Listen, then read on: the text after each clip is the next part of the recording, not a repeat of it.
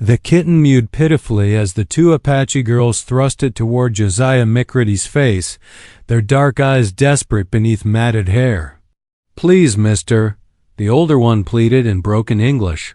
"Mama hasn't eaten in 3 days. Will you buy our kitten?" Josiah's weathered hands trembled as he reached for his coin purse, but something beyond the girl's obvious hunger made his blood run cold. Behind them, partially hidden by the trading post shadow, lay a woman so still he thought she might be dead. Her chest barely rose and fell, and what he initially mistook for a blanket was actually her own hair. Spread like black silk across the dusty ground. The younger girl, perhaps 8 years old, tugged at his sleeve. "Mama very sick. We need medicine." Money, but Josiah couldn't take his eyes off the woman. Even in her weakened state, even with dirt smudged across her bronze skin, she was the most beautiful creature he'd ever laid eyes upon. Her features held an ethereal quality that seemed to glow despite her obvious suffering. When she stirred slightly and her eyes fluttered open, meeting his across the distance, his heart nearly stopped beating altogether. "Good Lord," he whispered, dropping to one knee beside the girls. The kitten clawed at his vest as he fumbled for coins. "Here, take this, take all of it." He pressed his entire purse into the older girl's hands. "Get your mother to Doc Patterson's place, you hear? Tell him Josiah McCready sent you." The girls exchanged glances, suspicious of such generosity from a white man. In 1887, kindness between their peoples was rare as hen's teeth. The older girl, who couldn't have been more than 12, clutched the money protectively. "You keep kitten?" "Keep your kitten," Josiah said gently, his eyes still drawn to their mother. "Just get her help."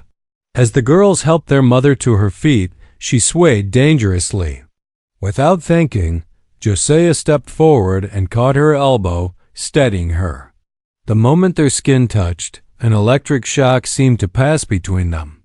Her eyes, deep brown like rich earth after rain, widened in surprise and something else he dared not name. "Thank you," she whispered in accented English, her voice like honey despite her weakness. "What's your name?" he found himself asking, completely forgetting propriety. "Ayana," she replied softly. "It means eternal blossom." The irony wasn't lost on him. Here was this wilting flower of a woman, named Eternal Blossom, literally dying before his eyes. As the girls helped her away, she looked back once, and that single glance seared itself into his memory like a brand. Standing alone outside the trading post, Josiah McCready, successful rancher, respected member of Willow Creek's community, and confirmed bachelor at 32, realized his carefully ordered world had just been turned upside down by a pair of desperate children and their dying Apache mother. He had no idea that this moment would change everything, or that the woman named Ayana would become both his salvation and his greatest challenge in a world that would never accept their love. 3 days later, Josiah found himself pacing outside Doc Patterson's makeshift clinic, his boots wearing a groove in the wooden boardwalk. He'd ridden into town ostensibly to collect supplies, but everyone, including himself, knew the reason for his visit. "She's still mighty weak," Doc Patterson informed him, wiping his hands on a stained apron. "Consumption, most likely, combined with malnutrition. Those girls of hers have been trying to care for her, but ... double quotes, he shrugged helplessly. "The girls, are they eating?" "Better now, thanks to that money you provided." "But Josiah, you need to understand something." Doc Patterson's weathered face grew serious. "That woman in there, she's not just any Apache. She's daughter to Chief Running Bear. Word's getting around town, and folks aren't happy about you helping her." Josiah's jaw tightened. Since when is Christian charity something to be ashamed of? Since it involves a beautiful Indian woman and Willow Creek's most eligible bachelor. Doc Patterson's eyes held warning. Mayor Hutchinson's been asking questions. So has Sheriff Dalton. Before Josiah could respond, the clinic door creaked open. The older girl he'd learned her name was Kaya peered out cautiously. "Mr. McCready, Mama wants to thank you." Against every ounce of common sense, Josiah followed the child inside. Ayanna lay on a narrow cot, her magnificent hair braided to one side. Color had returned to her cheeks, and those earth-brown eyes held clarity that had been missing 3 days ago.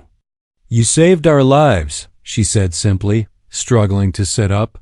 "Stay down," he commanded gently, pulling up a chair beside her bed.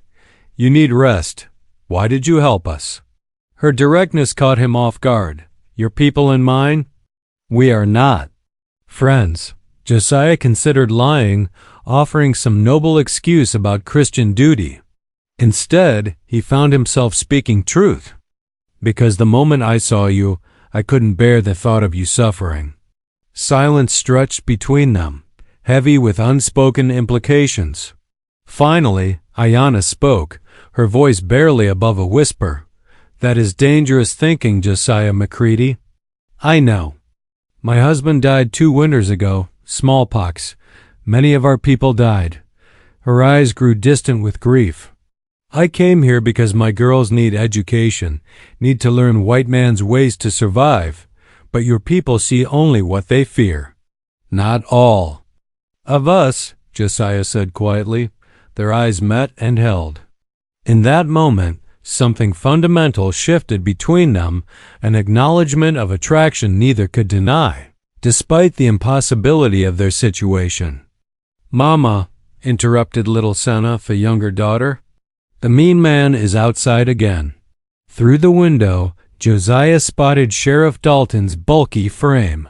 The lawman's hand rested casually on his gun butt as he surveyed the clinic with obvious disapproval. "I should go," Ayanna whispered, fear creeping into her voice. "No." Josiah's voice held steel. "You're under Doc's care, and you're under my protection. Dalton knows better than to cause trouble." But as he rose to confront the sheriff, Ayanna's hand caught his wrist. Her touch sent fire through his veins. "This cannot end well," she said, softly, "for any of us." Josiah looked down at her delicate fingers against his sun-darkened skin, at the trust and terror warring in her beautiful face, and made a decision that would alter the course of both their lives. Sheriff Dalton's spurs jangled ominously as he stepped into the clinic, his cold gray eyes immediately fixing on Ayanna. "Miss, I'm afraid you and your girls need to move along. This town has vagrancy laws." "She's a patient," Doc Patterson interjected firmly. "Medical ethics require—" "I'm talking to McCready here," Dalton interrupted, his attention shifting to Josiah. "Word is you've taken quite an interest in this Indian woman's welfare. Some folks are wondering about your ... motivations." Josiah's hands clenched into fists. "My motivations are my own business, Sheriff. Not when they concern public safety." Dalton's voice carried veiled threat. "Apache have been raiding settlements north of here. People are nervous, and seeing you coddle these ... people. Well, it sends the wrong message. These people are—" "A sick woman and 2 hungry children," Josiah shot back. From her cot, Ayanna struggled to rise despite Doc Patterson's protests. "Please," she said, her voice steady despite her obvious weakness. "We will go. I do not want trouble for anyone." "Like hell you will," Josiah declared, surprising everyone including himself. "You're staying until Doc says you're fit to travel." "Sheriff." Dalton's eyes narrowed dangerously. "McCready, you're walking a thin line here. Mayor Hutchinson's called a town meeting for tomorrow night. Your name came up quite a bit in preliminary discussions." The threat hung in the air like smoke. After Dalton left, Doc Patterson shook his head grimly.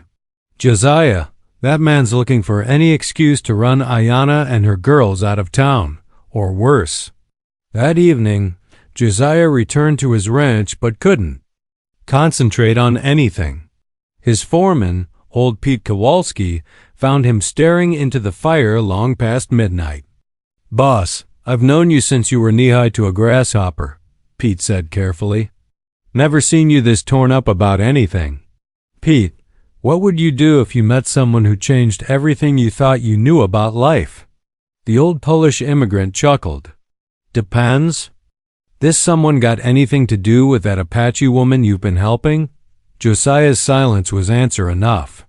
"My Katerina, back in the old country," Pete continued. "Her family hated mine. Different villages, old feuds, you understand? But love ... double quotes." He tapped his chest.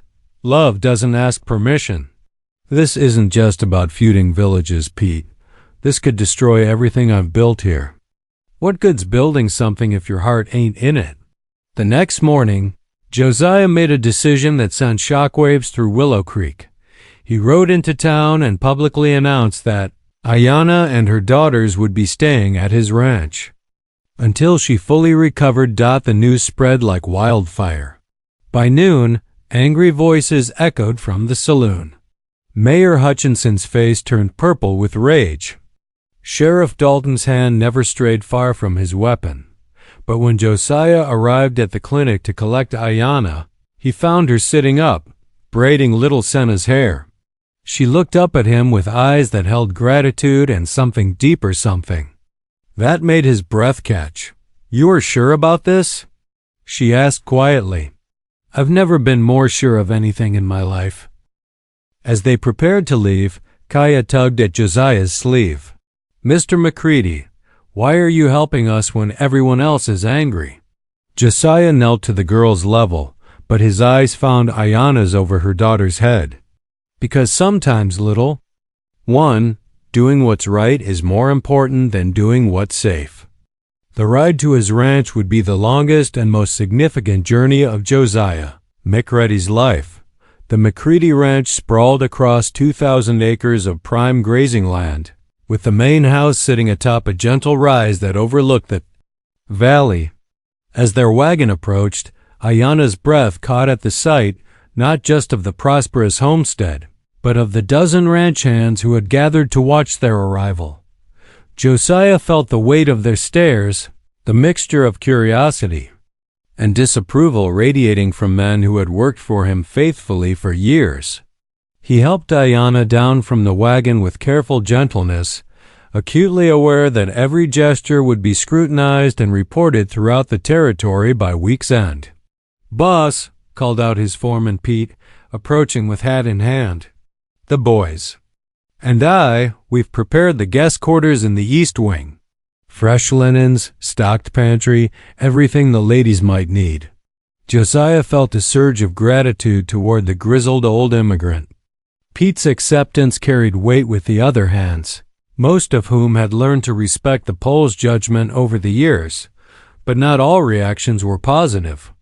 Buck Morrison, a young hothead from Texas, spat into the dust and muttered loud. Enough to be heard, "Never thought I'd see the day when McCready turned Indian lover." The words hung in the air like a challenge. Every man present understood that Josiah's response would define the ranch's position on the matter. Josiah's hand moved instinctively to his Colt, but Ayanna's gentle touch on his arm stopped him. "I will not be the cause of violence," she said quietly, her dignity intact despite the insult.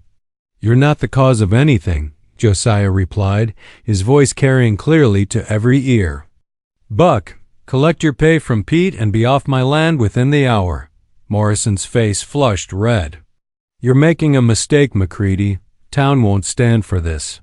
"Then the town can go to hell," Josiah declared. "Any other man here feels the same. You're welcome to ride out with Buck." The ranch hands shuffled uncomfortably, but none stepped forward. Work was scarce, and Josiah McCready was known as a fair employer who paid well. Whatever their personal feelings about his house guests, they weren't willing to sacrifice steady wages over the matter. That evening, as Ayanna tucked her daughters into beds more comfortable than any they'd ever known, she found Josiah waiting. On the front porch, The stars above seemed unusually bright, and the night air carried the scent of sage and distant rain. "This is beautiful," she said, settling into the chair beside him. "Your home, your land, you have built something wonderful here." "It felt empty before," he admitted, surprising himself with his honesty. "I never realized how empty until ...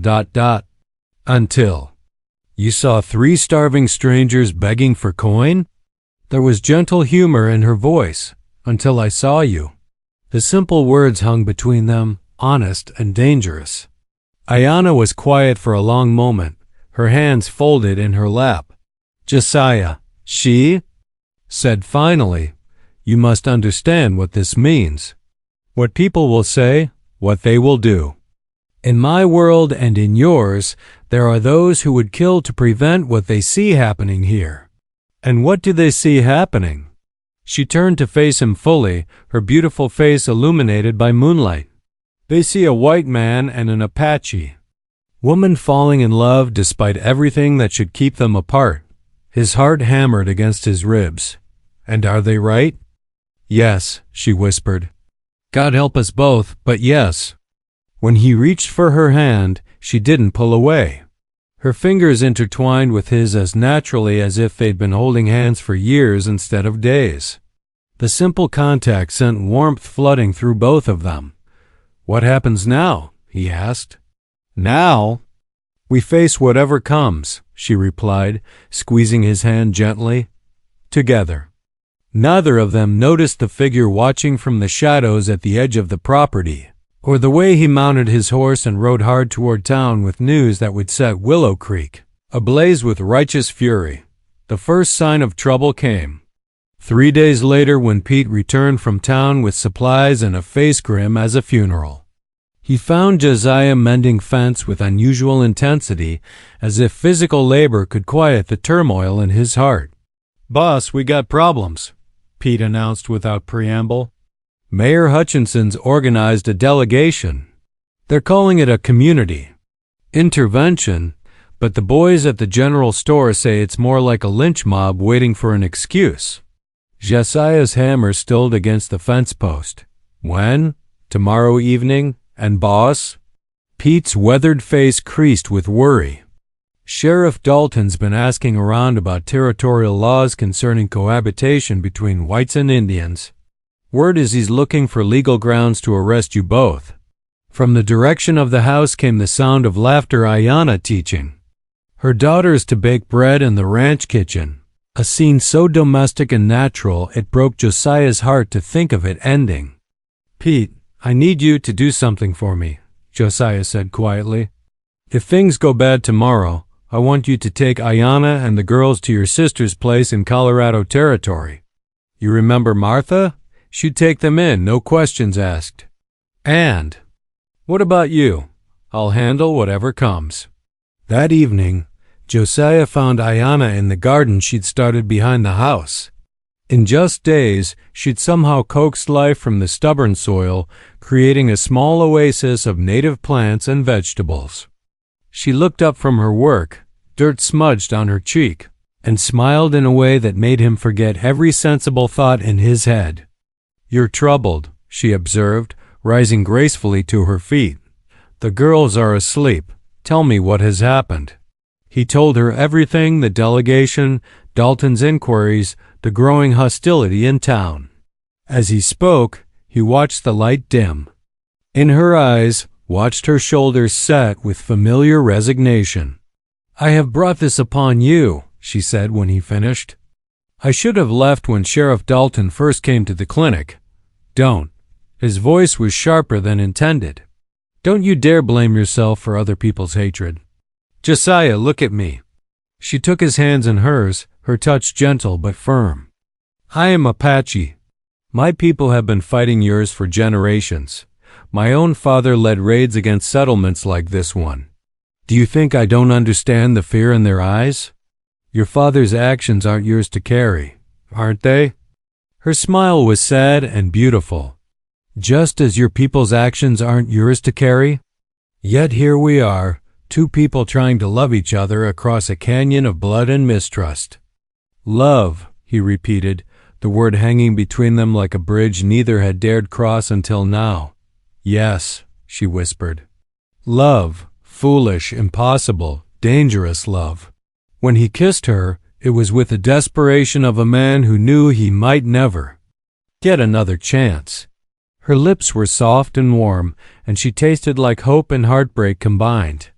For a moment, the world narrowed to just the two of them, standing in her garden beneath a canopy of stars that had witnessed countless other impossible love stories throughout history.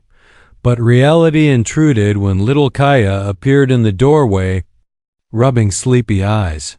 Mama, is everything all right? They separated, but not quickly enough to hide what the child had witnessed. Kaya's eyes widened with understanding beyond her years. The angry men are coming, aren't they? She asked with the blunt perception of childhood. Ayana knelt beside her daughter, smoothing the girl's dark hair. Perhaps, but Mr. McCready will protect us. Promise? Josiah met the child's trusting gaze and felt the full weight of responsibility settle on his shoulders. I promise, little one. Nothing will happen to you or your mother or Senna. Not as long as I draw breath. As they tucked Kaya back into bed, neither adult mentioned the obvious flaw in his promise that mortal breath could be stopped by a bullet just as easily as by time Mayor Hutchinson arrived at sunset with a crowd of 20 men, their faces hard as the desert rock from which their town had been carved. Sheriff Dalton rode beside him, hand resting conspicuously on his weapon, while several prominent businessmen brought up the rear. Notably absent were any of the town's women or the few voices that might have counseled moderation. Josiah met them.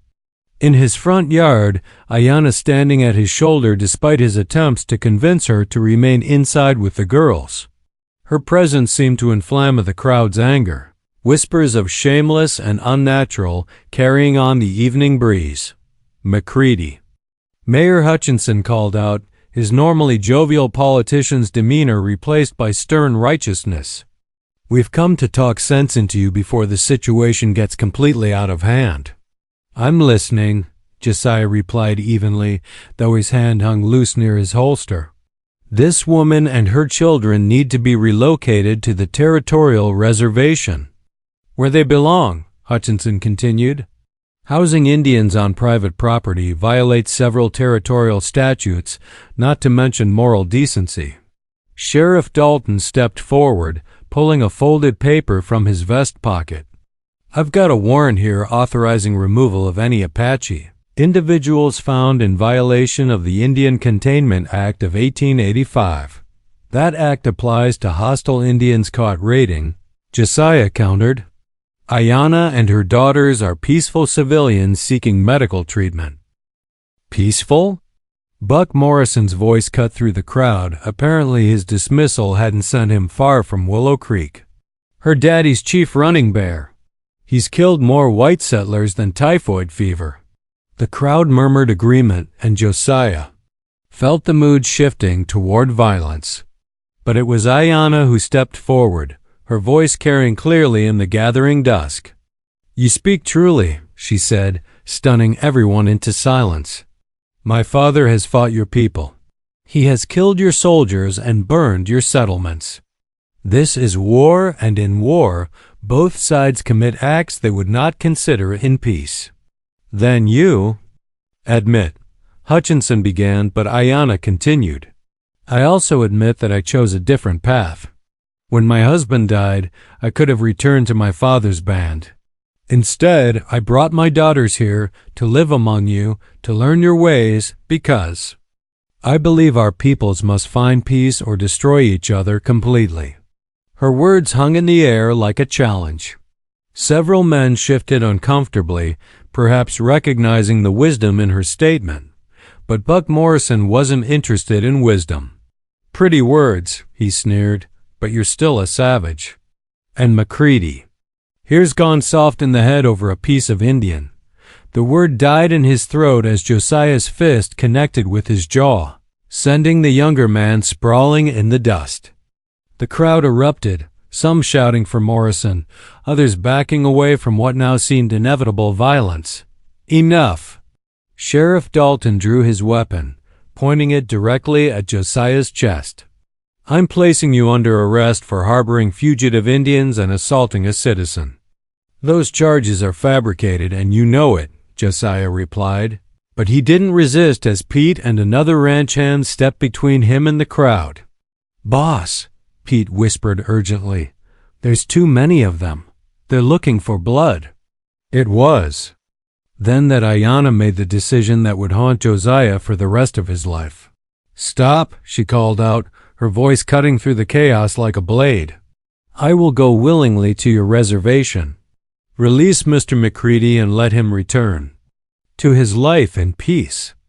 No, the word tore from Josiah's throat like a physical wound. Ayanna, no. But she was already walking toward Sheriff Dalton, her head high, her dignity intact even in surrender. My daughters and I will gather our things. We ask only safe passage to the territorial boundary. Mama! Kaya's cry echoed from the house where she and Senna had been watching from an upstairs window. Both girls came running, tears streaming down their faces as they threw themselves into their mother's arms. The sight of the crying children seemed to shame some of the crowd, and several men looked away uncomfortably. But it was too late for second thoughts. The momentum of mob justice had taken hold. As Sheriff Dalton moved to take Ayanna into custody, she looked back once at Josiah, her eyes speaking volumes that her lips could not. In that glance lay all their impossible dreams, all their stolen moments of happiness, and all the love they would never be allowed to share. The delegation departed with their prisoners as the first stars appeared overhead, leaving Josiah standing alone in his yard, surrounded by the ruins of everything he'd thought his life could become. For 3 days, Josiah McCready became a man possessed. He rode to the territorial boundary twice, only to be turned back by cavalry patrols with orders to shoot any unauthorized civilians attempting to enter Apache lands. He haunted the telegraph office, sending increasingly desperate messages to territorial officials, military commanders, anyone who might have authority to intervene. The responses were uniformly discouraging. Indian relocation policies are not subject to civilian appeal, and territorial security requires strict adherence to containment protocols. On the 4th day, Pete found him in his study, surrounded by empty whiskey bottles and crumpled telegrams, staring at a map of the territory with red-rimmed eyes. Boss, you can't go on like this, the old foreman said gently. You haven't eaten. Haven't slept. This ain't helping anyone. She's out there, Pete, Josiah whispered hoarsely. Somewhere beyond that boundary line, she's wondering if I abandoned her. You didn't abandon nobody. Half the county's ready to lynch you just for helping her in the first place. Josiah's laugh was bitter as desert wind. Half the county. What about the other half? That's what I came to tell you. Pete's weathered face creased with something. That might have been hope. Doc Patterson's been making rounds talking to folks. Seems quite a few people think what happened here was wrong. Mrs. Henderson at the dry goods store. She's been asking questions about those girls. Even old Preacher Williams gave a sermon yesterday about Christian charity and loving thy neighbor. Words, Josiah muttered. Just words. Maybe, but words have power, boss, and there's something else. Pete pulled a folded paper from his pocket. This came through the back channels. Friend of mine works for the Territorial Supply Office. Seems there's been trouble at the reservation. Josiah's head snapped up. What kind of trouble? Cholera outbreak. Started about a week ago. They're moving families to temporary camps to contain the spread. Pete's voice grew grim. Josiah, the mortality rate ... it ain't good. The blood drained from Josiah's face. Ayanna had barely recovered from her previous illness. If she and the girls were exposed to cholera in their weakened state, I have to get them out of there, he said, rising unsteadily to his feet. How? You can't even get past the boundary patrol. But Josiah was already moving, his mind clearing for the first time in days. I know someone who can. Someone who has every right to be on that reservation. 2 hours later, Josiah stood outside the office of Father Miguel Santos, the Catholic missionary who had been working with Apache tribes for the past decade. The priest was a small, dark man with gentle eyes and hands scarred from years of manual labor alongside his parishioners. Senator McCready, Father Santos said, looking up from his correspondence with surprise. I heard about what happened. I am sorry. Father, I need your help. Josiah's voice cracked with desperation. The woman and children, they're in danger. The cholera outbreak, Ayana's still weak from her previous illness. You love her, the priest observed quietly. It wasn't a question. Yes, God help me, but yes. Father Santos was quiet for a long moment, studying Josiah's haggard face. Finally, he nodded. There is a supply wagon leaving for the reservation tomorrow morning. Medical supplies and food for the quarantine camps. I am authorized to accompany it. And a wagon needs a driver. Someone strong enough to handle the difficult terrain. The priest's eyes held quiet understanding. I am afraid my arthritis makes such work challenging. Hope flared in Josiah's chest like a struck match. Father, if there's ever anything I can do to repay, find them, Father Santos interrupted gently. Bring them to safety. That will be payment enough. That night, Josiah packed light but prepared for anything. He cleaned his weapons, gathered medical supplies from Doc Patterson's office, and wrote a letter to Pete with instructions for managing the ranch in case he didn't return. As dawn broke over the desert, he climbed onto the wagon seat beside Father Santos and turned his face toward the territorial boundary. Somewhere beyond that invisible line, Ayana and her daughters were waiting. He was coming for them, no matter what it cost. The Apache reservation stretched before them like a vision of purgatory rows of canvas tents and ramshackle wooden structures baking under the merciless desert sun. The stench of sickness and death hung in the air like a physical presence, and even the horses seemed reluctant to proceed as they approached the quarantine perimeter. Deus mio, Father Santos whispered, crossing himself as they passed a wagon loaded with wrapped bodies heading toward the burial ground.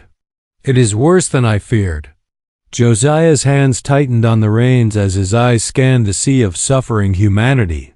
Somewhere in this nightmare of disease and despair were the three people who had come to mean everything to him. The territorial agent in charge of the quarantine, a thin man named Carlyle with the dead eyes of someone who had seen too much, barely glanced at their authorization papers. Medical supplies go to Tent City 3, he said mechanically. Food distribution is handled at the north end. Don't touch anyone. Don't enter any structures without permission. And if you start feeling sick, report immediately for isolation. As they made their way through the camp, Josiah fought to maintain his composure. Children lay listless in their mothers' arms, their eyes too large and gaunt faces. Old people sat in the shade, their weathered hands folded in resignation. The proud Apache warriors he'd heard so many stories about were reduced to hollow-eyed shadows of their former selves. How do we find them in all this? He murmured to Father Santos. We ask, the priest replied simply, then called out in fluent Apache to an elderly woman tending a cook fire. The conversation that followed was rapid and musical, full of gestures toward different sections of the camp. Finally, the woman pointed toward a cluster of tents on the eastern edge of the quarantine zone. She says the newest arrivals were placed there, Father Santos translated, but Center Mech Cready. She also says many of the children in that section have already died. Josiah's blood turned to ice, but he forced himself to keep moving. They left the wagon at the medical station and made their way on foot through increasingly desperate conditions.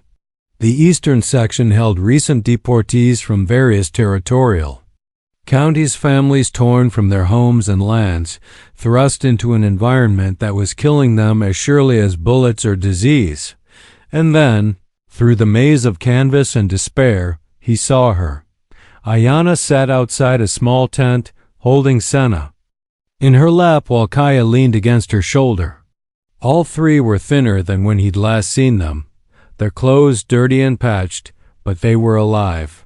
Gloriously, miraculously alive. Senna spotted him first. The little girl's eyes widened in disbelief. Then she was running toward him on unsteady legs, crying, "Mr. McCready, Mr. McCready."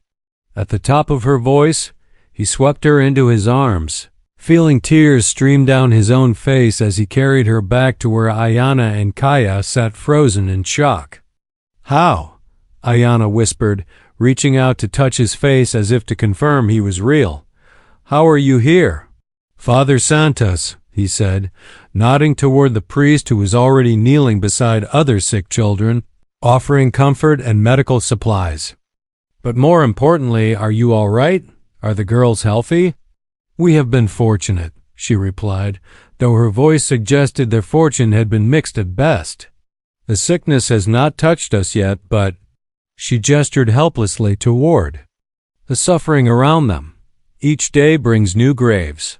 "We're getting you out of here," Josiah said firmly. "All of you. Tonight." Kaya looked up at him with eyes too old for her young face. "They will not let us leave. The soldiers shoot anyone who tries to cross the boundary." "Let me worry about the soldiers," he replied, though his heart sank at the truth in her words. Getting into the reservation had been one challenge. Getting out with 3 unauthorized Apache individuals would be exponentially more dangerous. As if summoned by his thoughts, a cavalry patrol appeared at the far end of their row, methodically checking tents and questioning occupants. Josiah recognized the lieutenant leading them, a young, ambitious officer named Bradford, who had been vocal about his belief in firm Indian policy during visits to Willow Creek. "We need to move," Josiah whispered urgently. "Now." But as they gathered their few possessions, Ayanna caught his hand. "Josiah, if we are caught attempting to escape, they will not simply return us here.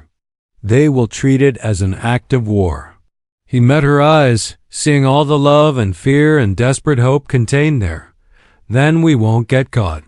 In the distance, Lieutenant Bradford's voice carried on the desert wind. "Any unauthorized civilians found in this sector will be detained for questioning." Time had just run out. Under cover of darkness, they moved like ghosts through the sleeping camp. Father Santos had created a diversion at the medical station, drawing the patrol's attention with urgent requests for additional supplies, while Josiah led Ayanna and her daughters along a circuitous route toward the boundary fence. The girls were exhausted but determined, little Senna clinging to Josiah's hand while Kaya helped support her weakened mother. They paused behind supply wagons and ducked between tents, hearts hammering every time a sentry's lantern swept past their hiding spot. At the fence line, Josiah's carefully laid plans hit their first obstacle. The boundary was more heavily guarded than he'd expected, with sentries posted every 100 yards and patrol dogs making regular rounds. Getting 4 people through undetected would require either incredible luck or a miracle. "There," Ayanna whispered, pointing to a section where the fence dipped into a dry creek bed. "The wire is looser there, and the shadows are deeper." They belly crawled through the sandy wash, Josiah using his knife to cut wire while the others squeezed through. One by one, Senna whimpered softly as barbs caught her dress, but her mother's gentle shushing kept her quiet. They were 50 yards from the fence when disaster struck. One of the patrol dogs caught their scent and began barking furiously, alerting the nearest sentry. Lantern light immediately began sweeping their position as soldiers shouted orders and began converging on their location. "Run!" Josiah commanded, scooping Senna into his arms while Kaya helped her mother to her feet. Behind them, soldiers were shouting and dogs barking as the entire camp began to stir. They ran blindly into the desert night, stumbling over rocks and sagebrush, driven by desperation and the sound of pursuit growing closer.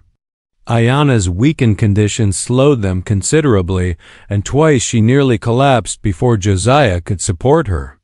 "Leave me," she gasped as they paused behind a large boulder. "Take the girls and go." "Never," he replied fiercely, then made a decision that surprised them all. "Kaya, can you find the North Star?" The girl nodded, pointing toward the constellation she'd learned from her grandfather. "Follow it for exactly 1 hour, then wait. There's an old line shack about 3 miles north. Adobe walls, tin roof. Pete knows about it." He pressed his spare pistol into the 12-year-old's surprisingly steady hands. "If we're not there by dawn, take your sister and keep heading north to Colorado Territory." "What are you doing?" Ayana demanded as he handed Senna to her sister. "Buying you time." He kissed her once, hard and desperate. "I love you, Ayana Running Bear. Remember that, no matter what happens." Before she could protest, he was gone, running back toward their pursuers, shouting and firing his pistol to draw attention away from his family's escape route. The ruse worked. The soldiers converged on his position while Ayana and her daughters slipped away into the darkness. But it cost him dearly. Lieutenant Bradford's patrol surrounded him within minutes, and the young officer's face was triumphant as he placed Josiah under arrest. "Josiah McCready," Bradford announced formally, "you're charged with violation of territorial law, incitement of Indian uprising, and treason against the United States. You'll be taken to Fort Morrison for trial." As they bound his hands and loaded him onto a horse, Josiah's only consolation was the knowledge that Ayana and the girls had gotten away. Whether they would survive the desert crossing or find safety in Colorado remained to be seen. But at least they had a chance. What he didn't know was that Pete Kowalski had been watching the reservation through field glasses, waiting for exactly this scenario. The old foreman had positioned fresh horses and supplies along the route to the line shack, and by the time the cavalry returned to base with their prisoner, Ayana and her daughters were already 50 miles north and riding hard for freedom. 3 days later, as Josiah sat in a military prison cell awaiting court-martial, an unexpected visitor appeared at Fort Morrison. Father Santos had ridden hard from Willow Creek, carrying with him a leather satchel full of documents and testimonies. "I bring word from your town," the priest told him through the cell bars. "Much has changed since you left." The story Father Santos told seemed almost impossible to believe. Doc Patterson had organized the women of Willow Creek, led by the formidable Mrs. Henderson, into what they called the Christian Charity Brigade. They had confronted Mayor Hutchinson publicly, demanding to know how denying medical care to sick children served the cause of civilization. Preacher Williams had delivered a series of sermons, comparing the treatment of Ayana's family to the biblical account of Mary and Joseph seeking shelter, finding no room at the inn. The parallel had struck home with many of the townspeople, especially the mothers who couldn't stop thinking about those 2 frightened Apache girls. Even more surprising, several of the ranch hands who had witnessed Ayana's dignity during the confrontation had begun speaking out about what they'd seen. Her courage in the face of hatred, her willingness to sacrifice herself for Josiah's safety, had impressed men who had never considered Indians as fully human before. "The territorial governor has received over 40 letters demanding your release," Father Santos continued. "And there is more. Mrs. Henderson has started a fund to establish a school for Indian children in Willow Creek.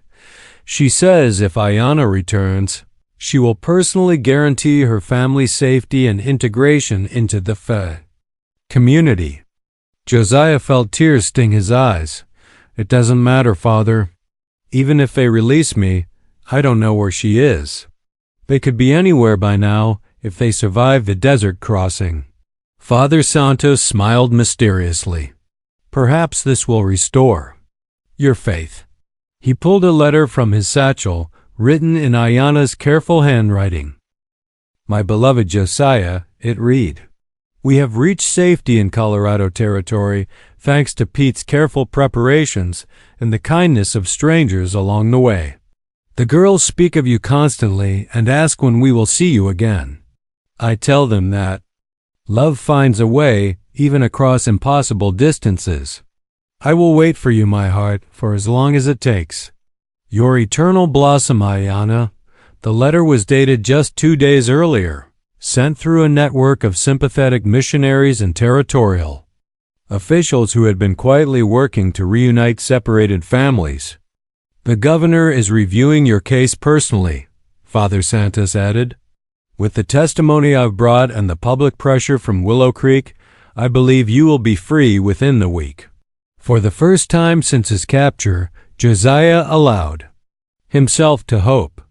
Love had indeed found a way, not through force or violence, but through the slow transformation of human hearts. The hatred that had driven them apart was giving way to something more powerful, the recognition that love, regardless of the color of the lover's skin, was sacred and worth defending. A week later, Josiah McCready rode north toward Colorado territory, his heart full of hope and his future bright with possibility. Behind him, Willow Creek was preparing to welcome home a woman and 2 children who had somehow managed to change an entire community simply by being brave enough to need help. The impossible had become inevitable, and love had conquered all.